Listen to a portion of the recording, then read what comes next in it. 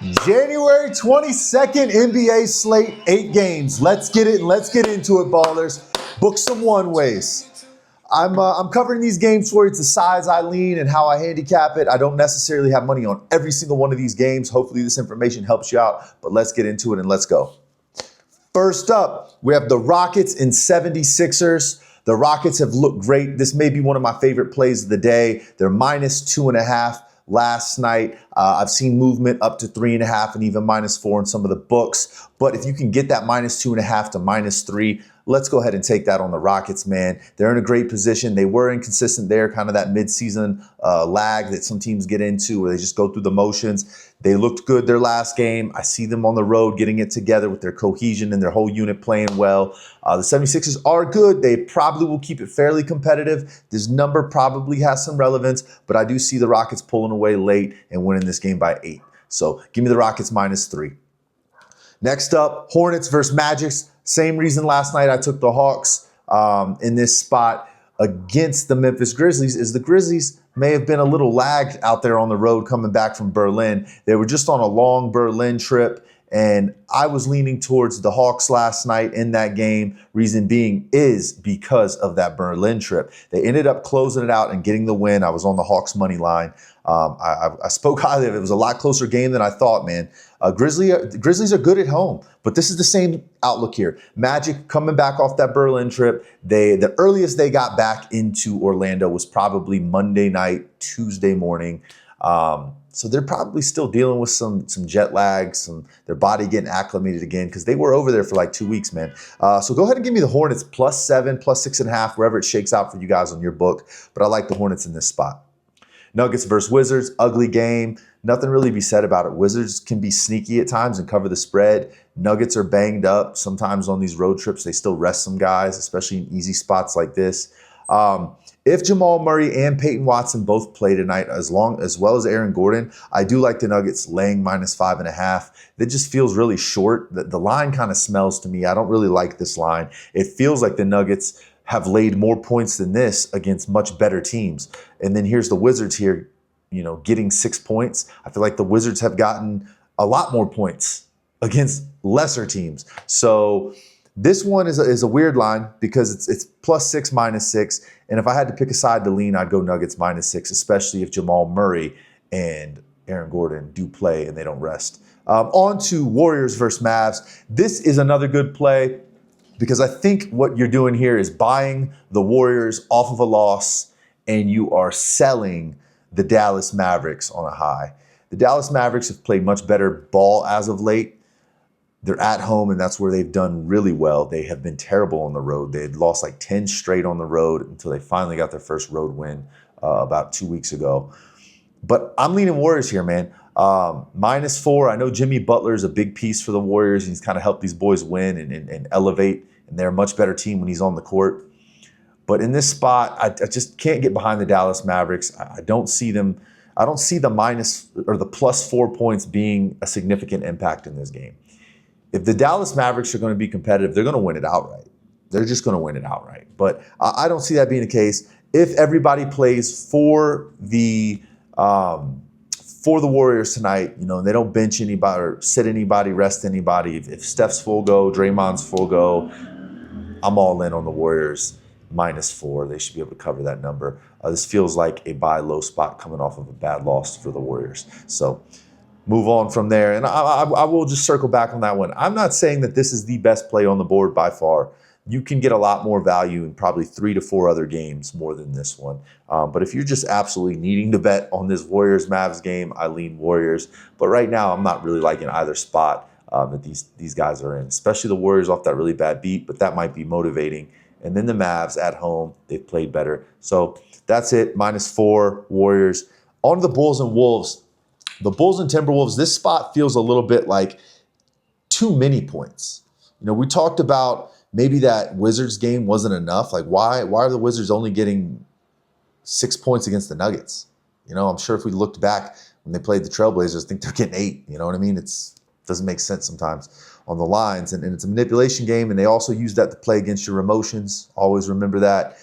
The books do understand emotion, and their fucking supercomputers are insane at understanding human emotion, how we feel, how when we see a certain number on a certain team, on a certain line, it makes us gravitate towards it. It's a manipulation game as well, guys. And you got to be careful because the books do know. That's why it's important to sometimes just sit back and look at the lines and history and everything else, because they will manipulate you with it in the public opinion as well. In this case, I think the public opinion is the Wolves, right? I mean, Anthony Edwards, Rudy Gobert. Is it just me, or did the Timberwolves look better 2 weeks ago without Anthony Edwards when Julius Randle was the focus point? I don't know. This is just my take. They haven't looked as good the last couple games as they did the previous ones. Bulls plus 10. Give me that all day. Bulls have been playing great. They have a phenomenal bench, one of the best benches in the league. I see them come out on a consistent basis. There is nights. It's an 82-game long season. But on a consistent basis, I see the Bulls come out and they play with this energy, this defensive energy, this up and down the floor pace, with Josh Giddey back, with Kobe White getting healthy. I know these guys are still resting from day to day, but with those guys at the core and Vucevic, and now you got this Buzelis kid and what's the other guard's name? Dosunmu. These guys are playing really, really good ball, and they bring an energy to them. So I think that plus 10 is way too many points. I know they're in Minnesota, but that doesn't scare me. Give me plus 10. I think the Bulls keep this thing close, and they may even win this thing outright on the money line. Spurs versus Jazz. Next game up. Jazz plus 14. I think the Spurs are a little overrated in the spot that they should be laying 14 points. And maybe I'm going to eat my words on this one. I like the Spurs. I've rode money and made money with them more than I've lost this year. We opened up the season with the Spurs and the Hornets cashing on consistently for weeks until the books caught up to understanding that the Hornets and the Spurs are both better this year than they were last year. But before the books caught up, we had cashed some nice runs on those two teams. Spurs after the NBA Cup and after that sweep on the Thunder, pretty much. I think they went 3-1 versus the Thunder this year in their 4 games or 5 games, whatever it was. That got them a lot of credibility with the books because they not only beat the Thunder, they beat the living piss out the Thunder a couple of those games. So these big numbers, to me, when I'm seeing minus 16, minus 14 with the Spurs, they are capable of covering it, but they're capable of covering it when they shoot at a high clip. If you look at those games where they blow guys out, they're shooting 55% from the floor, 54% from the floor, and from 3. That's another thing. When they blow teams out, they shoot the 3 ball well. Keldon Johnson's knocking them down. Vassal's not in there right now, but he was knocking them down at that point. Castle and Fox don't shoot a ton of threes, but Wemby, you saw the other night when they blew him out, Wemby had stroked like 4 threes in that game. So that's the point that I'm saying is they have to shoot the ball at a high clip to blow teams out. The Jazz at home have been good, and they just hung with the Spurs the other night. You know what I mean? So I got to go back to the well here. I got to say it's Jazz plus 14. I'm going to take the points. That feels like it's a little bit too much. Too many points. Heat Blazers. I do like this game, man. I like the Heat this year. They're hard to bet at times because there's games where they just don't fucking show up and they don't play good, consistent basketball. And then you have this Blazers team that does play consistent basketball. Their identity is defense and energy, and they have that there. So that's what worries me a little bit about this spot for the Heat. They're on the road. They're playing a very high intensity Blazers team that likes to play with some grit and defense. And the Heat like to push the pace, and I don't think they love to be physical. But the Heat just have too much talent matched up against this Blazers team, and they're getting points, plus 2.5, plus 3.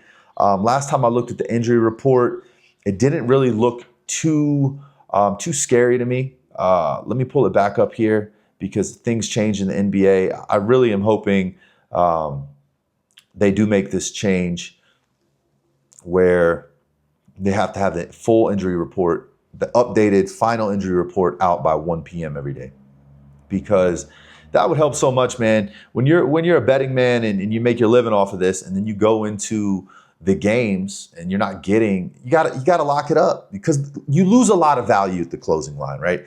Sometimes the closing line value does help you out, but 9 times out of 10, unless you're on the underdog side, the closing line value doesn't work in your favor. I'm gonna say, yeah, Tyler Hero's the only one out, and he's been fucking hurt all year. That really doesn't turn me away from that. I think Jaime Jaquez has showed up, and yeah, there's plenty of guys out there. I'm still going Heat +3. And then Lakers versus Clippers. This is a pick'em game. At first, I leaned Clippers, and then I went back to the Lakers, and then I went back to the Clippers just thinking, well, who am I going to bet in this game tonight? I'm a Lakers fan. But end of the day, Clippers have been playing really well. They're going to be in the Intuit Dome tonight. The question is, does Kawhi Leonard play? Because if Kawhi Leonard plays, there's your X factor. I like John Collins, Zubac. I like, obviously, Harden and Kawhi. But some of those role player pieces, I kind of like right now more than what the Lakers role player pieces are doing. The Lakers need AR-15 back bad. They don't look great. They rely so heavily on Luka, and now they're relying crazy heavy on a 1-year-old LeBron James, 42. I mean, come on, man.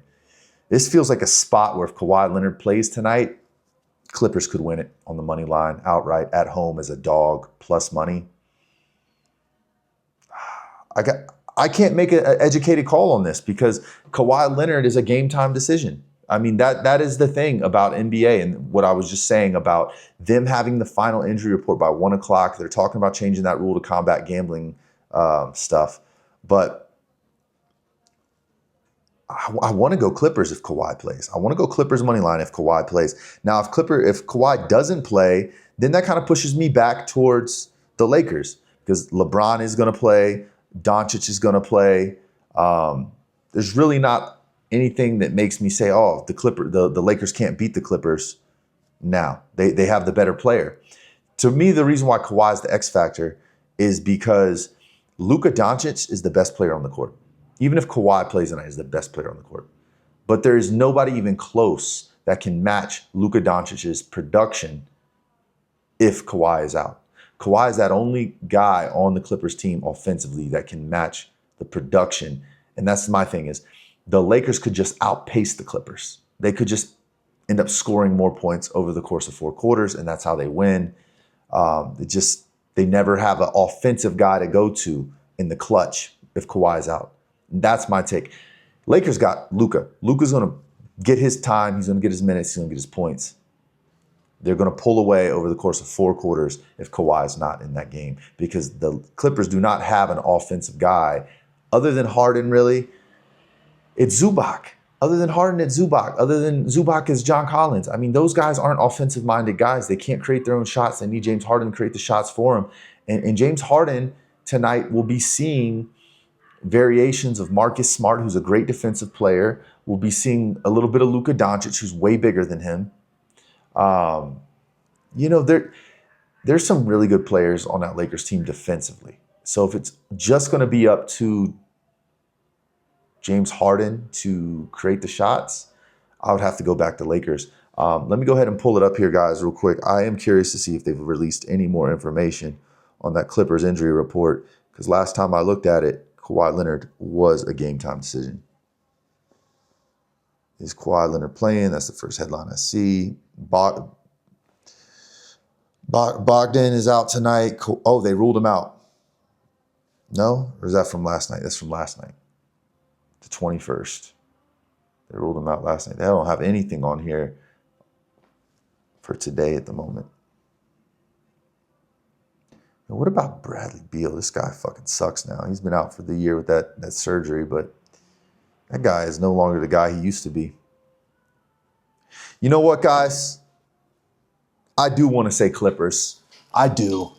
And it's all hinges on Kawhi. Now, let's take the variable out. Can they win without Kawhi? I think they still can. In the Intuit Dome, the Lakers haven't looked sharp.